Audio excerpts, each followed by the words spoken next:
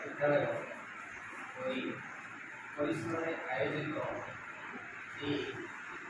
योग कर्मशाला उपस्थित सम्माननीय योगगुरु हरिहर साई उपस्थित समस्त शिक्षक शिक्षयित्री एवं स्नेहर पिलाने तुम समस्त को आज अवसर में मोर शुभेच्छा और शुभकामना। पिलाने तुम जानी दैनंदिन जीवन में अनेक झड़ झुट आसी था किंतु से सब को समाधान करने किसी ना किसी उपाय तुम मैंने निहाती बाहर करवा दरकार।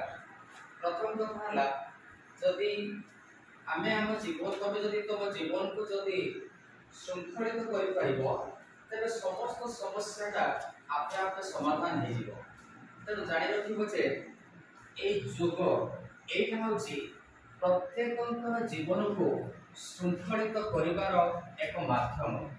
योग द्वारा जहाँकि तुम समस्त शारीरिक मानसिक अवस्था खूब सुदृढ़ हो पार एवं मन प्रफुल्ल रहाँकि तुम समस्त कार्यटा आपे आपे समाधान हो। तेणु आज आम सरकार